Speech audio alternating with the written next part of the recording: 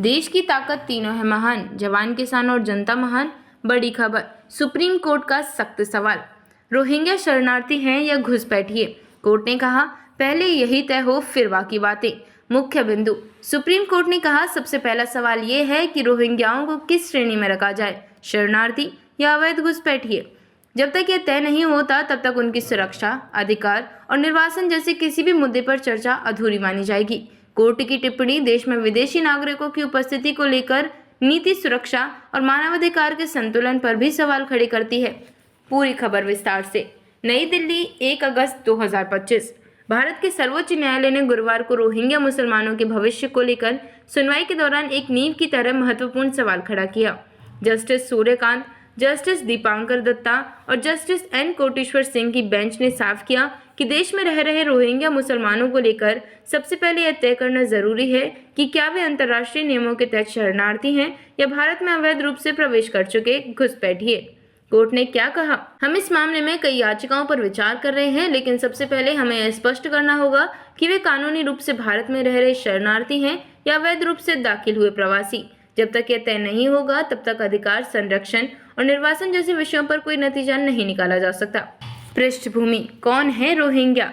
Rohingya मुसलमान Myanmar के Rakhine राज्य से संबंध रखते हैं। वहां दशकों से इन पर जातीय और धार्मिक अत्याचार होता रहा है। 2017 में म्यांमार सेना द्वारा किए गए दमनात्मक सैन्य अभियान के बाद हजारों रोहिंग्या बांग्लादेश और भारत में शरण लेने को मजबूर हुए।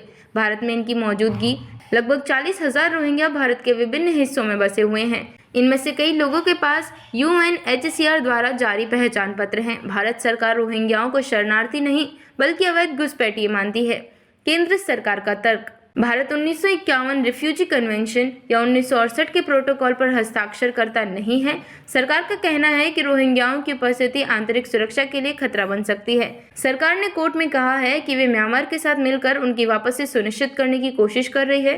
याचिकाकर्ताओं का पक्ष, उनका कहना है कि रोहिंग्या भारत में जबरन विस्थापित होकर आए हैं और उन्हें अंतर्राष्ट्रीय मानवाधिकारों के तहत शरणार्थी का दर्जा मिलना चाहिए। जब तक म्यांमार में हालात सामान्य नहीं होते, उन्हें भारत में शरण, सुरक्षा और न्यूनतम अधिकार दिए जाने चाहिए। अब सवाल ये उठते हैं, क्या भारत की संवैधानिक और मानवीय जिम्मेदारी है कि वह ऐसे पीड़ितों को शरण दे? क्या राष्ट्रीय सुरक्षा की चिंता को प्राथमिकता दी जाए?